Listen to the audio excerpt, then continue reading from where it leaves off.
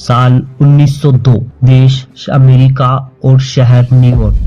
New York शहर का एक नगर ब्रुकलिन, जहां एक सैकेट फिल्म्स लिथोग्राफी कंपनी थी, यानी एक प्रिंटिंग प्रेस था। उस प्रिंटिंग प्रेस में प्रिंटिंग पेपर में नमी की वजह से स्याही फैल जाती थी और उस कारण प्रिंटिंग प्रेस को काफी मुश्किलों का सामना करना पड़ता था प्रिंटिंग के दौरान। तभी इसी समस्या का समाधान न्यूयॉर्क की एक कंपनी, बफेलो फोर्ज कंपनी के एक यंग इंजीनियर लेके आए, जिनका नाम विलिस हैविलैंड कैरियर था। उन्होंने 1902 में एक ऐसी मशीन बनाई जो हवा से नमी को कम करती थी और हवा को ठंडी करती थी, और इसी तरह पूरी दुनिया को मिला सबसे पहला एयर कंडीशनिंग सिस्टम। और इस तरह पहला एयर कंडीशनिंग सिस्टम बना जो गर्मी से बचाव के लिए नहीं बल्कि सटीक प्रिंटिंग हो सके उसके लिए बनाया गया था।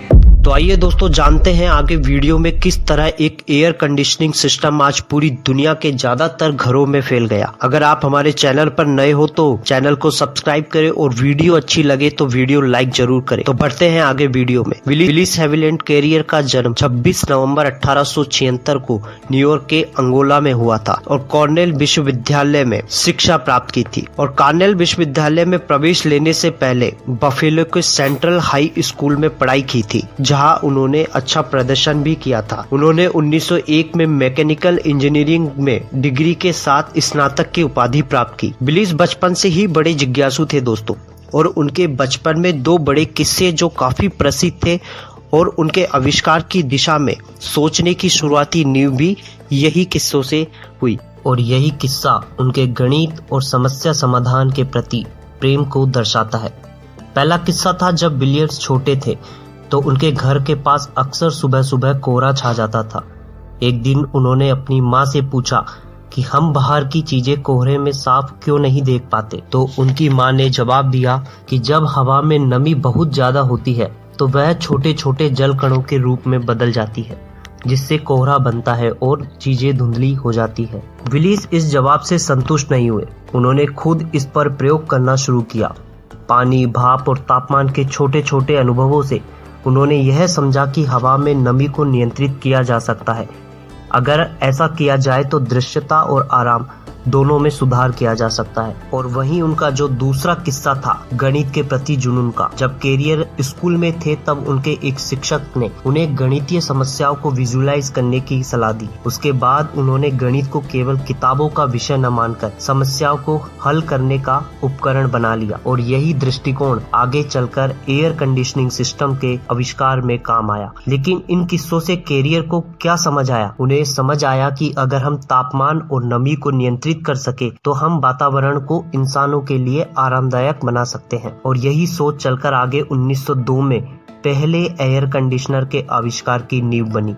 तो दोस्तों जब कैरियर को मैकेनिकल इंजीनियरिंग डिग्री मिलने के बाद कैरियर को न्यूयॉर्क की बफेलो फोर्ज कंपनी में नौकरी मिली तो उन्होंने हीटिंग और वेंटिलेशन सिस्टम पर काम करना शुरू किया। वे एक होनहार इंजीनियर थे जिन्हें जटिल समस्याओं को सुलझाने में बड़ा मजा आता था। तभी एक printing company Sackett and Wilhelms company को गर्मी और नमी की वजह से कागज की क्वालिटी में दिक्कत आ रही थी। इसी कारण वो प्रिंट नहीं कर पा रहे थे। और उस समय न्यूयॉर्क की बफेलो फोर्ज कंपनी एक बड़ी जानी मानी इंजीनियरिंग फर्म थी, और ये कंपनी उस समय हीटिंग सिस्टम, फैन और वेंटिलेशन सिस्टम बनाने में माहिर थी। तभी उस प्रिंटिंग कंपनी ने एक एयर कंट्रोल सिस्टम के लिए बफेलो फोर्ज कंपनी से संपर्क किया। सैकेट एंड विल्हम्स कंपनी को उम्मीद थी कि बफेलो फोर्ज कोई न कोई समाधान निकाल सकता है, और बफेलो फोर्ज ने इस चुनौती को गंभीरता से लिया। इस प्रोजेक्ट पर अपने युवा इंजीनियर को विलिस हैविलैंड कैरियर को सौंपा गया, और यहीं से एसी की क्रांति शुरू हुई। कैरियर ने गहराई से सोचकर और गणितीय सूत्रों का इस्तेमाल करके एक ऐसा सिस्टम तैयार किया जो हवा को ठंडा करता था और नमी को निकालता था, पूरे कमरे का वातावरण एक संतुलित रखता था। लेकिन आखिरकार कैसे बनाया ये एयर कंडीशनिंग सिस्टम, थोड़ा इसे बारीकी से जानते हैं। सबसे पहले कमरे की हवा को एक फैन के जरिए सिस्टम के अंदर खींचा जाता था, और ये हवाएं गीली और गर्म होती थी। इस हवा को ठंडे पानी वाली कोयलों से होकर गुजारा जाता था। जब गर्म हवा, नम हवा इन ठंडी कोयलों के संपर्क में आती तो हवा ठंडी हो जाती और हवा में मौजूद नमी कंडेंस होकर पानी बनकर गिर जाती, जैसे एक ठंडी बोतल पर पानी जम जाता है। और इसी तरह हवा का तापमान भी घट गया और नमी भी कम हो गई, और यह ठंडी हवाएं और शुष्क हवाएं फिर से कमरे में भेज दी जाती थी। इससे न न सिर्फ लोगों को ठंडक मिली बल्कि मशीनों और कागजों की क्वालिटी भी बनी रही। कैरियर ने इसका डिजाइन बनाने में साइंटिफिक मैथ का इस्तेमाल किया था। उन्होंने एक फॉर्मूला बनाया जिसे कहते हैं रेशनल साइक्रोमेट्रिक फॉर्मूला। यह हवा में तापमान, नमी और दबाव को मापने, नियंत्रित करने में मदद करता था। इस प्रोजेक्ट की सफलता के बाद कैरियर के जीवन में कई महत्वपूर्ण मुड़ाव आए। उन्हें दुनिया के सबसे महान आविष्कारकों में गिनाने के लिए ये काफी था। आइए जानिए इस प्रोजेक्ट के बाद उन्होंने क्या क्या किया। सैकेट एंड विल्हम्स प्रोजेक्ट की सफलता के बाद बफेलो फोर्ज कंपनी ने कैरियर को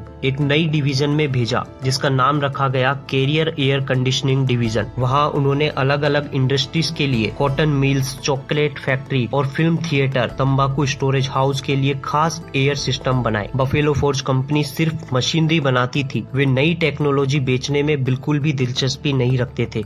और इसी बात से कैरियर को लगा कि अगर उन्हें अपनी खोज को दुनिया तक पहुंचाना है तो उन्हें कुछ बड़ा करना होगा। और तभी कैरियर ने 6 और इंजीनियर दोस्तों के साथ मिलकर बनाई अपनी खुद की कंपनी जिसका नाम रखा कैरियर इंजीनियरिंग कॉर्पोरेशन। और यह दुनिया की पहली कंपनी थी जो केवल एयर कंडीशनिंग सिस्टम पर काम करती थी। कैरियर की कंपनी की जो लोगों को सुविधाएं देती थी या उसके कंपनी का सर्विस थी वो थी फैक्ट्रियों में उत्पाद बढ़ाने के लिए, हॉस्पिटलों में मरीजों को आराम देने के लिए, सिनेमा हॉल्स में भीड़ लाने के लिए और ऑफिसों को कूल रखने के लिए इस्तेमाल होने लगी। और इस आविष्कार ने गर्मी वाले इलाकों में भी लोगों को बसने और काम करने की सुविधा दी। उन्होंने कई साइंटिफिक पेपर्स, डिजाइन और कूलिंग सिस्टम बनाए। उन्होंने हवा के गुणों को समझने के लिए एक साइक्रोमेट्रिक चार्ट भी बनाया जिसे आज भी HVAC इंजीनियर इस्तेमाल करते हैं। और इतना सब कुछ करने के बाद उन्हें पूरी दुनिया ने father of modern air conditioning कहा। और क्या आपको मालूम है उनकी कंपनी आज भी दुनिया की सबसे बड़ी एयर कंडीशनिंग कंपनियों में से एक है जिसका नाम कैरियर ग्लोबल कॉर्पोरेशन है। कभी कभी एक छोटी सी समस्या एक महान आविष्कार को जन्म देती है। विलियस कैरियर की कहानी यह सिखाती है कि असली इंजीनियर वही है जो हवा में भी हल ढूंढ ले। और अगर ऐसे ही साइंटिफिक सफर सुनना चाहते हैं तो अभी हमारे चैनल को सब्सक्राइब करें और वीडियो अच्छी लगे को लाइक करें। मिलते हैं